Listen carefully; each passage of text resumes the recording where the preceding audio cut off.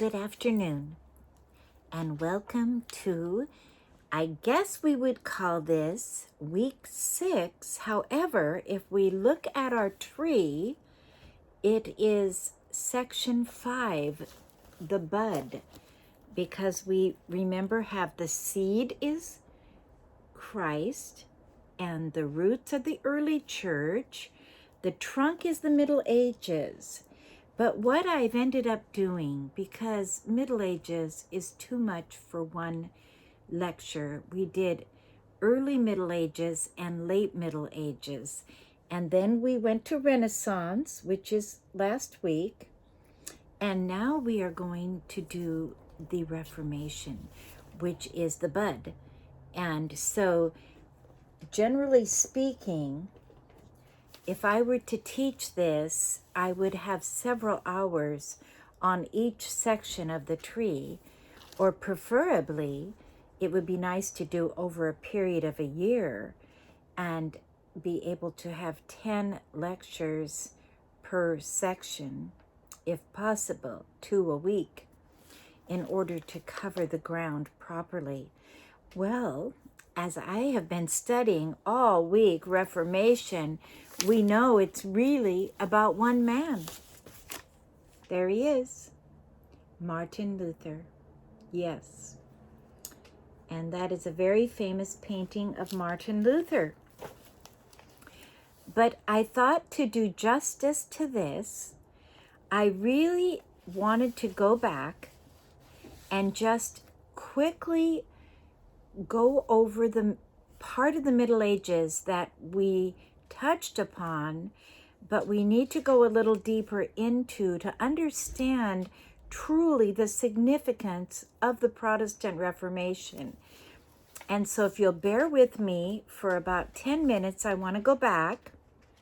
And this is going to be an overview from 590 to 604 was Gregory the First. And he was acknowledged by most as the first pope.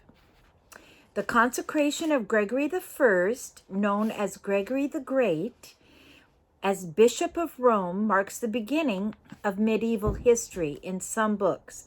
Medieval history is, I would say that would be the second half of medieval history, because I like to start it right after Constantine and when we have Augustine. But it's up for grabs. It's a big period of time. However you can best organize it in your mind, I'm all for it. Okay. So the end of the medieval period has likewise been set at various and sundry. And so for the purpose of this class, we place the end just prior to the Renaissance and the precursors to the Reformation. And that's what we did last week, because we took the gospel, was taken to the ends of the world through the Roman Empire having all those roads, and there were conversions in Gaul, Spain, and England. Okay. And so Gregory the Great, he was a good man. He was pure and just, and he cared for the poor. But the problem was he asserted that the Pope was God's vicar on earth. Some people pronounce it vicar, V-I-C-A-R. I pronounce it vicar, the British way, which meant that he was God's man on earth to tell you how to be a Christian. And we know that this is so important, because when that came in, Scripture lost its authority and the Pope took over, okay? So after that, the corruption of the papacy started happening. It brought itself to power through the prestige of Rome and by shrewd political alliances, and by deception, and by armed force and bloodshed. Yes, very sad. And by the same force maintained itself. The papacy enjoyed immense wealth throughout the years of existence by selling ecclesiastical offices, and making deals with kings and going into the most luxurious courts in Europe. And they would hold it over the king's head. If you want to be a Christian, you must give us such and such, right? Yes. There are some low-light, you would call them popes. 200 years between Nicholas I and Gregory VII are called by historians the midnight of the Dark Ages. These years contained corruption, immorality, bloodshed, and it was just about the darkest hour of the church. In AD 904 and running through 963 began a period known as the Rule of Harlots. Sergius III, said to have a mistress whose mother, Theodora, and her sister, Marzoia, filled the papal chair with their paramours and bastard sons and turned the papal palace into a den of robbers. Now, this was very sad.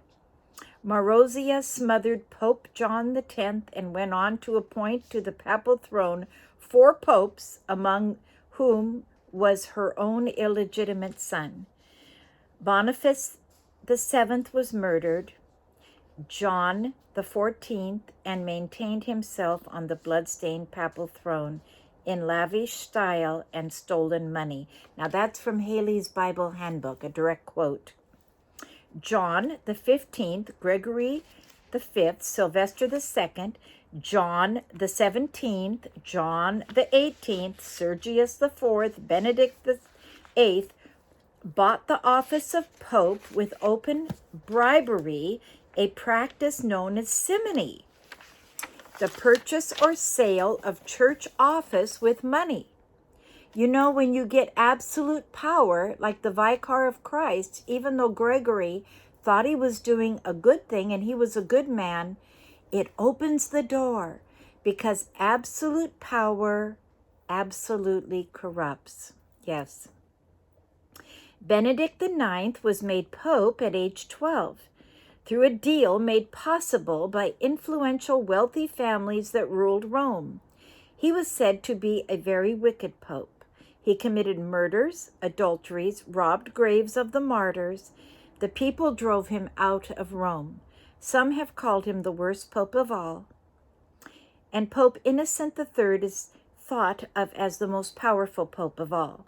He claimed also to be the Vicar of Christ on earth and the supreme sovereign over the church and the world. He claimed the right to depose kings and princes. Practically all the monarchs of Europe obeyed his will.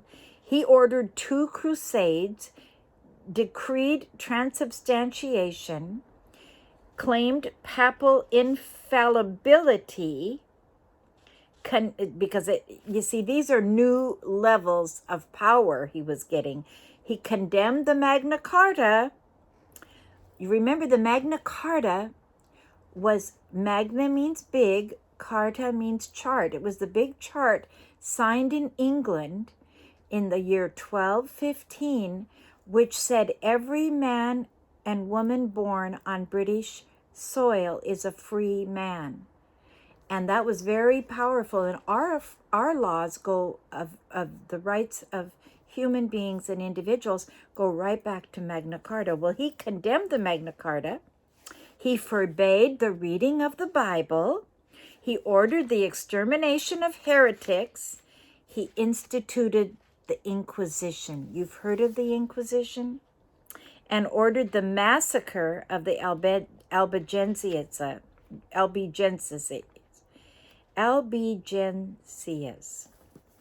Next came a period in the history of the papacy known as the Babylonian captivity of the church, approximately 1309 to 1377.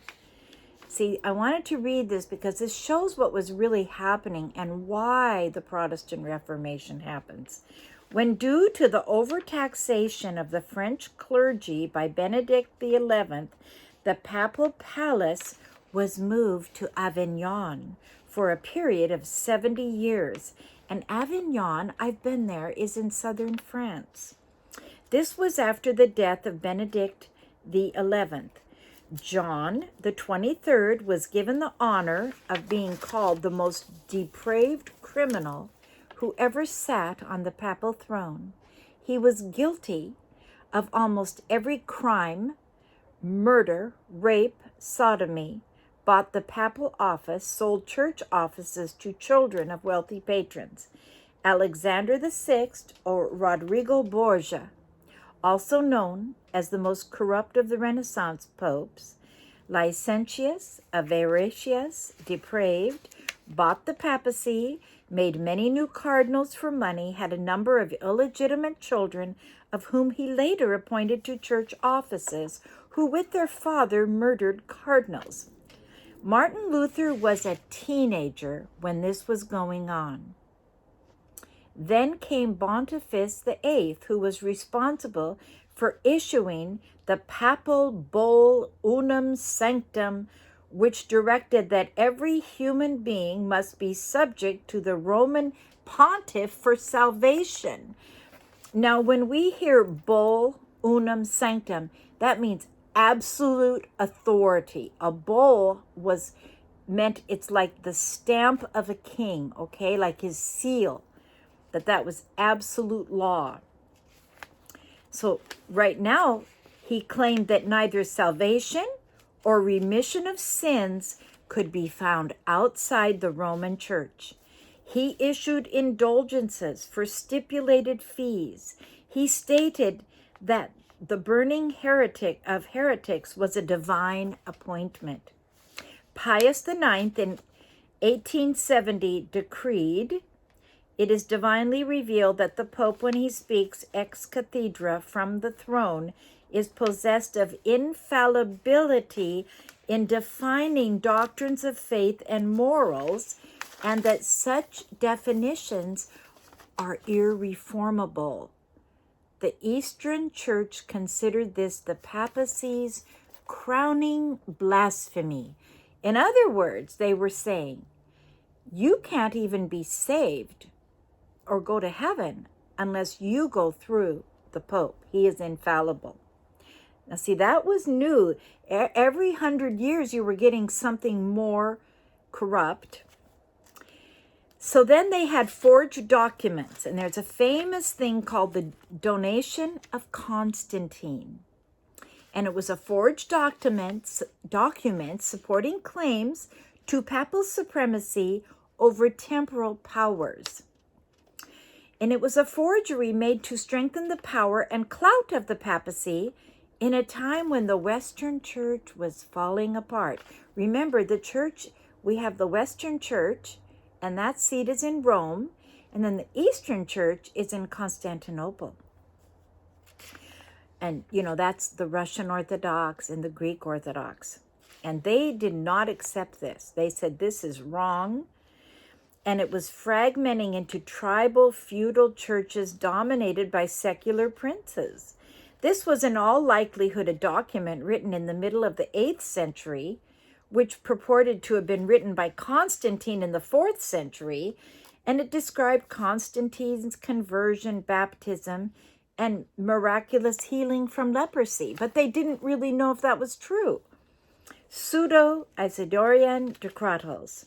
Around the middle of the 9th century, consisting of documents compiled by Isidore Mercato, professing to be decisions of councils and popes from Clement of Rome in the late 1st or early 2nd century, the decretals depicted popes as proclaiming supreme papal authority from the beginning.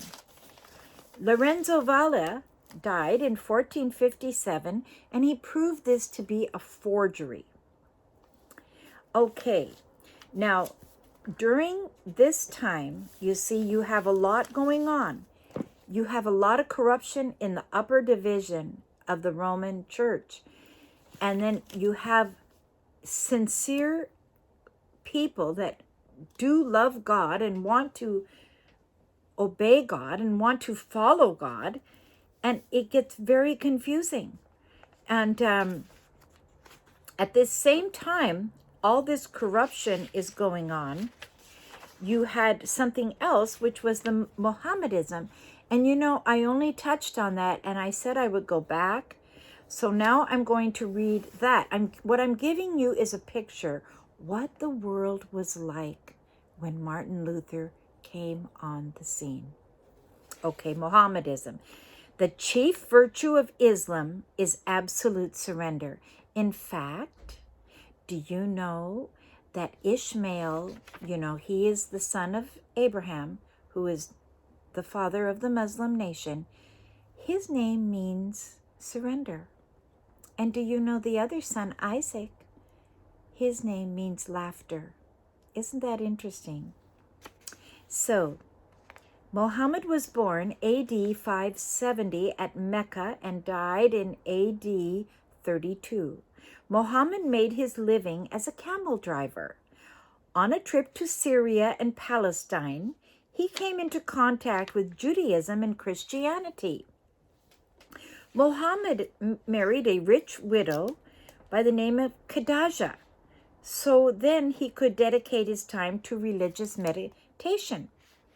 He declared himself a prophet in 610 AD and preached against idolatry for 3 years, and he won only 12 converts. His preaching was not well received, and he was forced to flee to Medina in 622. Obsessed with destroying idols, he began to propagate faith by the sword. The year of his flight is known as Hijra, and in Islam, the calling, they say Islam or the sword. By 630, the movement had grown so that he was able to capture Mecca. So when he used the sword, it became a military operation and he started making headway. By 650, he got Syria, Jerusalem, Egypt, and Persia had all fallen to Islam or the Turk, and he became a real and present threat to Western civilization.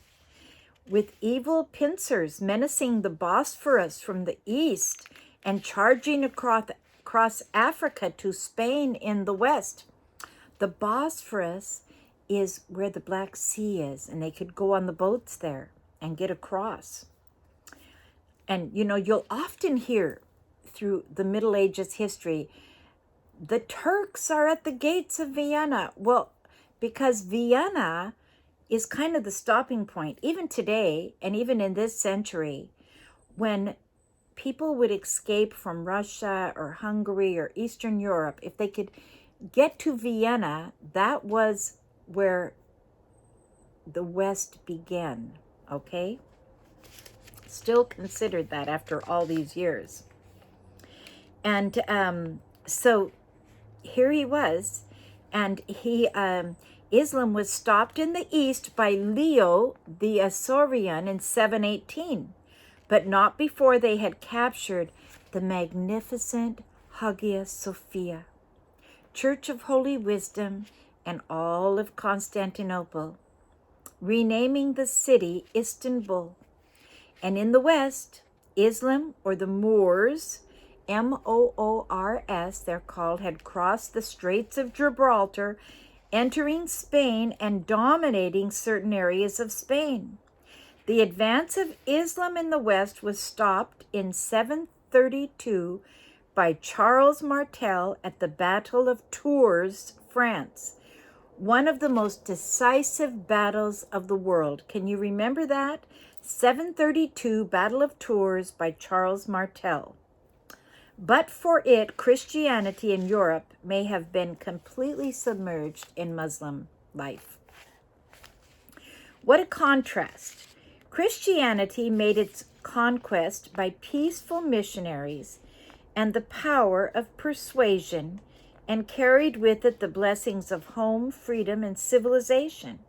And you know, wherever the missionaries went, and this started way back, remember St. Columba in Scotland, Iona, 500s?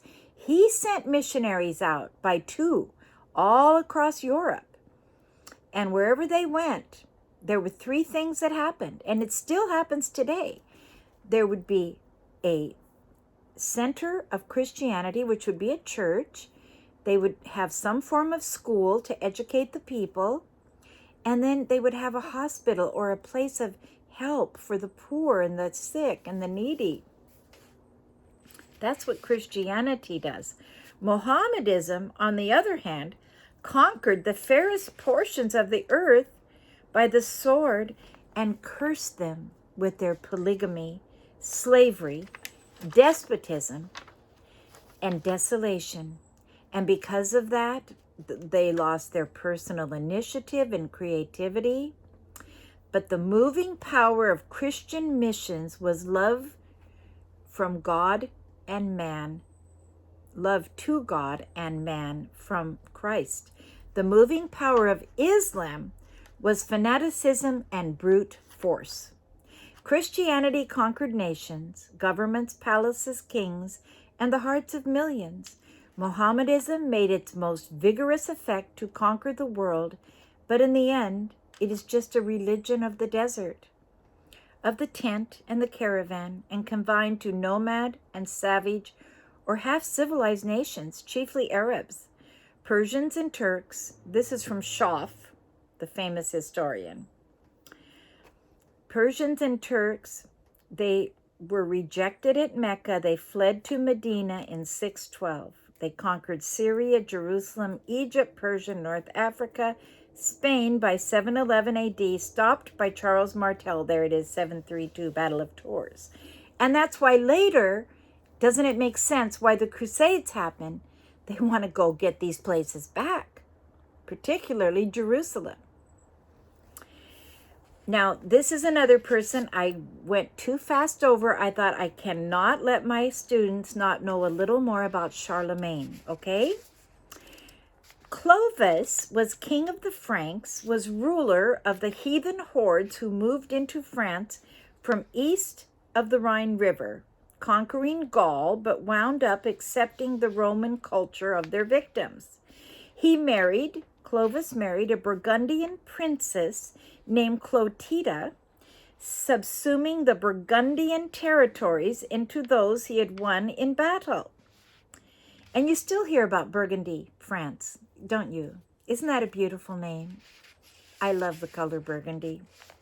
Clovis accepted Christianity partly through the influence of his wife and partly because of what he thought was divine providence in battle. He was in life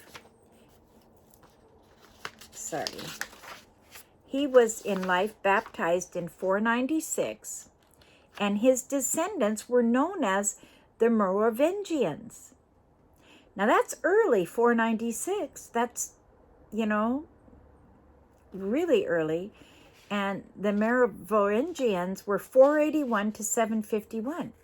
Clovis's children, as is often the case, did not have the ability their father, and the affairs of state went into the hands of the official known as the mayor of the palace.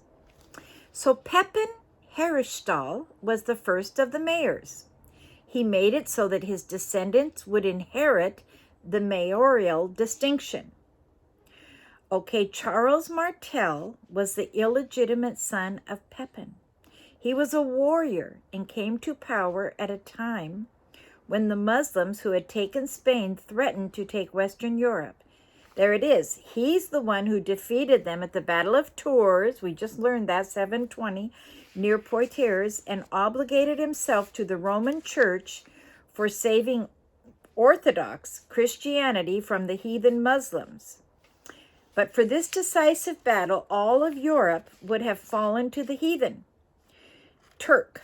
Charles Martel was the father of Pepin the Short, who was the founder of the Carolingian dynasty, who was the father of Charlemagne. Okay, it's not as complicated as it, if you can remember, Pepin the Short founded the Carolingian dynasty. Now, Carol is another word for Charles, who was the father of Charlemagne. And Charlemagne was 7 feet tall. So you have the short to the tall. Charlemagne or Charles the First, known by the Germans as Carlos der Grosse. That means Charlemagne the Tall, the Big. He was 7 feet tall. He was pious, and he went to church 2 times a day. There is some debate over whether Charlemagne could read and write. His native tongue was German. It appears that he may have been illiterate in his earlier years, but later in life he could read Latin and speak and understand Greek. This may have been the reason he so devoted himself to national education and cultural development, and I believe Charlemagne deserves the honor of being the beginning of scholasticism and teaching people to read and write. I read somewhere a long time ago that the reason Charlemagne could not write was he had held a sword for so many years. His hand was in that form, and he couldn't form his hand on a pencil. But I believe he could read, but he was not good at writing. Okay. He wanted a cultural renaissance in France. Therefore, he turned to the English scholar Alcuin to come to assume leadership of the palace school at Aachen, where nobles and their children could be educated. And we talked about Alcuin about 2 lectures back. He relates to that British Celtic. It really comes from that. He comes from York in England, but his roots of education go back to Iona and Lindisfarne and these monasteries where these people dedicated themselves to copying the scriptures. And Alcuin was a brilliant schoolman. And the palace school of Charlemagne was an integral link in the chain of men and schools responsible for passing on to the medieval university the basic outline of its curriculum, the trivium and the quadrivium, that had been derived from Roman higher education, and that was from Capella, and that quote comes from Cairns, another great church historian. And it became the framework for future generations and scholars. Charlemagne was religious, but not necessarily moral, because he had concubines. He was walking in the light he had. He was baptized on Christmas Day 800. After helping to restore Leo III to his papal throne, Leo III crowned Charlemagne emperor to the Romans, thus initiating, this was the beginning, the Holy Roman Empire. So later, Voltaire remarked it was neither Holy Roman nor an empire, but the title stuck, the Holy Roman Empire. He extended his empire to include France, Germany, and Italy as far down as Rome. Okay, now the Treaty of Verdun is also important. It had to do with the sons of Louis the Pious trying to honor the agreement having to do with the division of landmass ruled by Charlemagne. And this is just a little story, and it's true. With the death of Charlemagne, 814, the Carolingian dynasty entered into a period of decline. Louis the Pious was the successor to Charlemagne and reigned from 814 to 840. He was deeply religious in a monastic sense, but did not possess the administrative gifts of his father. Louis died in 840, and the realm was divided between his 3 sons. And then we talked about this. His son Lothair was given the Frankish area of Italy. Louis the German received the area of modern Germany, and Charles the Bald was apportioned the area of modern France. And so that was the division. Now that's important to know. And then the last area I wanted to just cover on, because it does relate to Martin Luther, is medieval monasticism. Athanasius, you've heard of the Athanasian Creed that we say in church, and it's pretty early and it's really orthodox. I believe in God, the Father Almighty, maker of heaven and earth. Well, Athanasius is generally credited with the introduction of monasticism during one of his exiles. Benedict of Nursia, 480 to 453, founded monasticism in the West, where the geography was warm. You could be a hermit, but when it's cool, we talked about that. You had to have a cloister or a group of people. You had to have houses to live in. Monasticism became the replacement for martyrdom. When Christianity became legal, you had a lot of different people coming in, and there was a lot of mixture. There always is a devoted, true, pure remnant, but then there was, compromise and worldliness. And for the people that really wanted to stay pure, they said, how can we flee the world?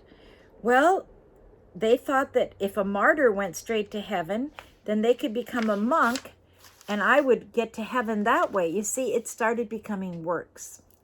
This aspect of medieval monasticism is rebuked later in the Lutheran theology. We're going to find out, because Martin Luther himself had become a monk in a very strict order called the Augustinian order. Yes.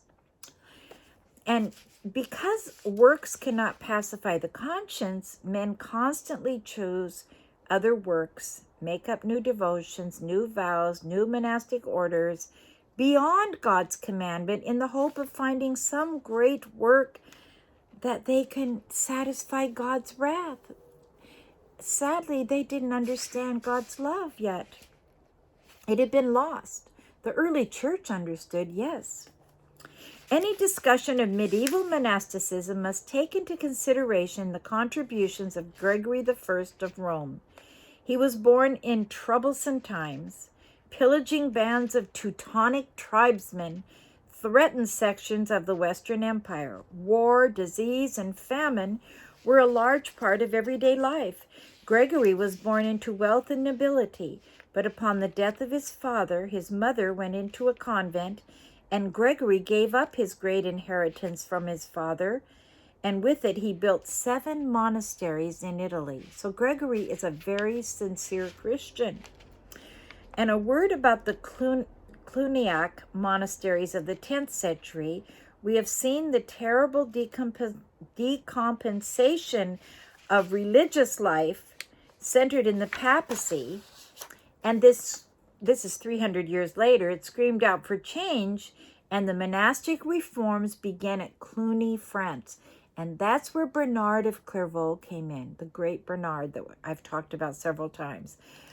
The reform movement at Cluny began as Duke William of Aquitaine ordered a new monastery to be built at Cluny, East France, to be free from secular control and self-governing. The work went so well that many others of the Benedictine order were organized under the Cluniac reforms, which included the reform of clerical life, condemning simony and nepotism. Remember, simony is I get to buy my place. Nepotism is I have a relative and I can give him a position. Clergymen were to be sexually pure and not marry or keep concubines so that their whole attention could be given to spiritual matters. Freedom from secular control and strict emphasis on asceticism. The Cluniac movement diminished as it became wealthy. This is seemingly the natural outcome to the monastic rule, which is a vow of poverty, chastity, and charity. For example, one generation is frugal, self-controlled, pure, holy, given to prayer, good deeds, and hard work. The natural outcome of this kind of life is abundant wealth. Therefore, the next generation or so loses the spiritual fervor and becomes profligate, wasteful, decadent, dissipated, consumed with pleasure, pride, and self-centeredness. Monasteries, though, in the good side, provided the first hotels for weary travelers, libraries, and schools, and they preserved learning, literature, and scripture copying. Okay, that's what I wanted to cover. I had more on feudalism, but I think we basically, we covered feudalism several times, which was like the chessboard. And this is the world that Martin Luther is born into, you know. He's born into where you have a church that has become very corrupt, and they're actually selling indulgences. And that means that when you have someone die and you think, I don't know if they're going to heaven. Well, you put your money in here. I talked about that. And we can get your relative out of purgatory and into heaven. It was tragic. I mean, because the people were very innocent and they believed it and they accepted this as truth. And this is what's so serious about people that are Bible teachers, is that you have the responsibility that the people that you are teaching are following. And it's very critical that the fear of the Lord, the Bible says, is the beginning of wisdom. Well, I want to start now with the Protestant Reformation. I wanted to give that background because I think it will make a little bit clearer. And here we go. The period of history known as the Protestant Reformation is basically centered around one man. There he is, Dr. Martin Luther. No other period in history is so dominated by one figure, except, of course, the early church with Jesus, the Son of God, and his disciples, and the Apostle Paul.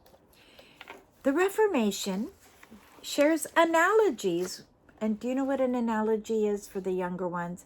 Comparison. It's very similar to. The Reformation shares analogies with the early church on many levels. The famous saying, the fullness of time, also applies to this period. At the time of Christ the Messiah, you had the unifying Greek language. You had the Roman law bringing order, and Roman roads literally going to the ends of the then known world. The Jews were safely functioning under Roman protection in Jerusalem, which ended soon thereafter. Thus, you had a situation ideal for the spread of the good news, the gospel.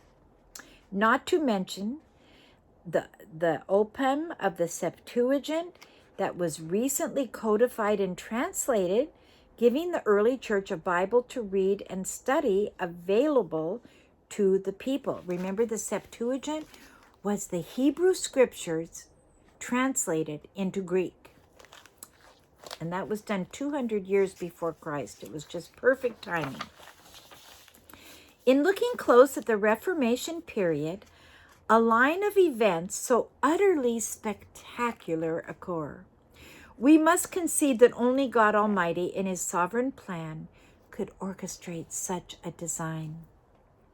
Johann Gutenberg, in 1454, printed the first full Bible on his printing press, yes, which was the Latin Vulgate.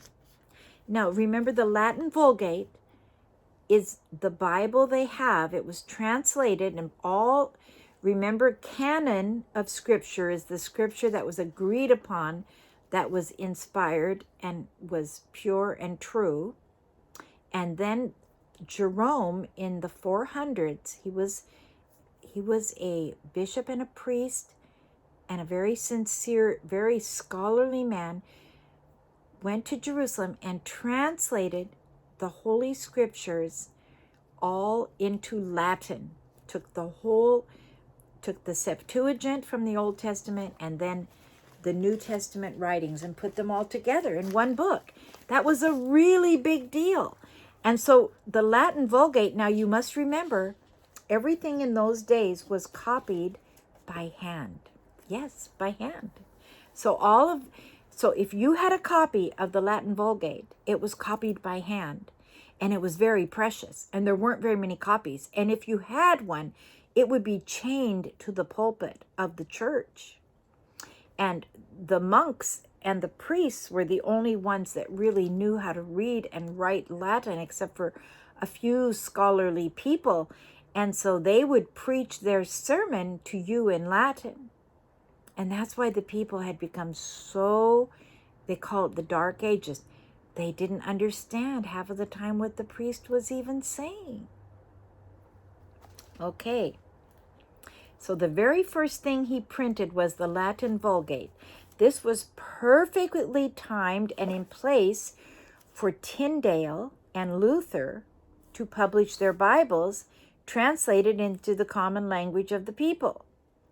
Now, we're going to find out William Tyndale was an Englishman, an Oxford scholar, a brilliant man. And he had studied and he was translating the Bible into English. Yes. And he was translating it, and he had to, it became against the law. The church powers did not want the common people to have a Bible. The Bible is so powerful. It tells you who you are. It sets you free. It makes you strong. It makes you independent and individualistic, and they didn't want that. So William Tyndale fled England, fled to the continent, and he was probably the most brilliant mind of his day. What we really have in our King James Bible is almost all Tyndale. But sadly, when he escaped to France and then Germany, and then, well, he was actually in Belgium and the Netherlands, there was a man that deceived him. He was hiding out. And he, like a Judas, gave him away, and he was thrown in prison. He kept his work up, and finally he died a martyr. Yes, he died a martyr before his Bible was published, but eventually it all was published. Isn't that sad? But anyway, so this was perfectly timed for Tyndale and Luther for their Bibles to be published for the common people, because Tyndale said, I want the plowboy that's out in the field to have the Bible in his pocket and to be able to read it and think about it while he's working. Isn't that beautiful? Yes. And not to mention the many tracts, books, catechisms, and edicts creating within a generation a literate and thinking people. It went from illiterate to literate. It's unbelievable. To understand the world of the Middle Ages, Martin Luther was born into, we're going to go back here again and repeat it. I wrote this. This is my writing. One must only study a chessboard.